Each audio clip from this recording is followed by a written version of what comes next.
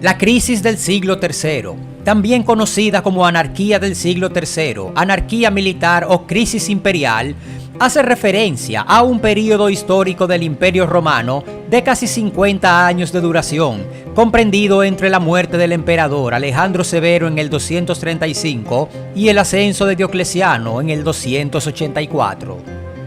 Este fue un período de profunda crisis, durante el cual se produjeron fuertes presiones de los pueblos extranjeros al imperio y una aguda crisis económica, política y social en el interior del mismo.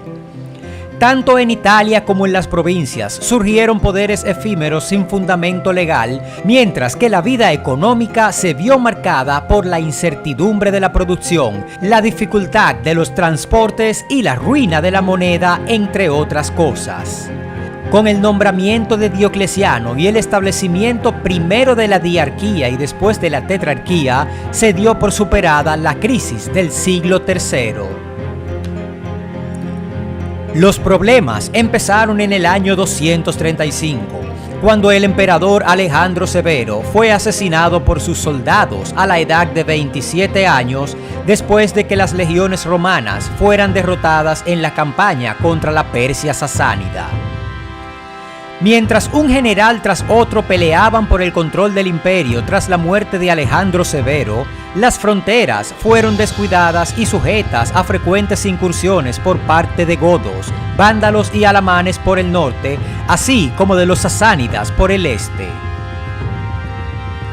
Finalmente, en el año 258, los ataques fueron internos, cuando el imperio se dividió en 3 estados separados que competían entre sí. Las provincias romanas de la Galia, Britania e Hispania, por inspiración de sus guarniciones militares, se separaron para formar el efímero Imperio Galo. 2 años más tarde, en el año 260, las provincias orientales de Siria, Palestina y Egipto se independizaron, tomando el nombre del Imperio de Palmira, con respaldo sasánida, dejando en el centro al Imperio Romano propiamente dicho, que estaba basado en Italia, los Balcanes, Asia Menor y las provincias leales del norte de África. Una invasión por una gran hueste de godos fue derrotada en la batalla de Naissus en 268. Esta victoria fue significativa como punto de inflexión de la crisis, cuando una serie de enérgicos y duros emperadores soldados tomaron el poder. Las victorias del emperador Claudio II el Gótico durante los 2 años siguientes hicieron retroceder a los alamanes y recuperaron a Hispania del Imperio Galo. Cuando Claudio murió en el 270 por la peste, el prestigioso general Aureliano, que había comandado la caballería en la batalla de Naissus, le sucedió como emperador y continuó con la restauración del imperio. Aureliano condujo al imperio durante el peor período de la crisis, ocurrido durante su reinado del 270 al 275, derrotando sucesivamente a vándalos, visigodos, palmerinos, persas y después a lo que quedaba del imperio galo. Al final del año 274, el imperio romano fue reunificado del todo y las tropas fronterizas volvieron a sus puestos. Más de un siglo transcurriría antes de que Roma perdiera otra vez el control sobre las amenazas externas.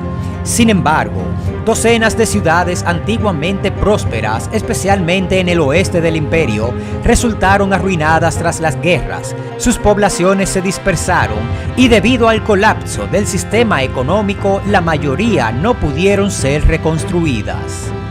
Las otras principales ciudades, incluyendo la propia Roma, se encontraron rodeadas de gruesos muros defensivos que no habían necesitado durante muchos siglos.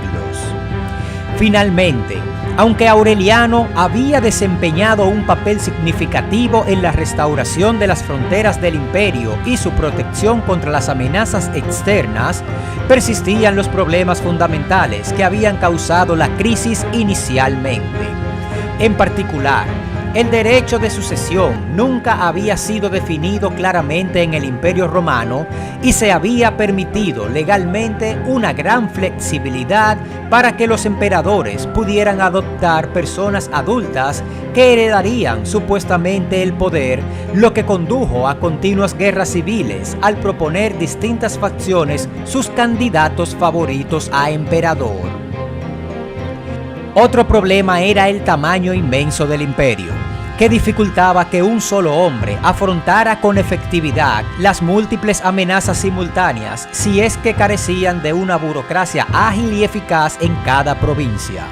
Todos estos problemas continuos, afrontados radicalmente por el emperador Diocleciano a inicios del siglo IV, fueron las reformas de Diocleciano las que permitieron al imperio sobrevivir más de 100 años en el oeste, aunque sin recobrar su antiguo poder, y más de 1000 años en el este.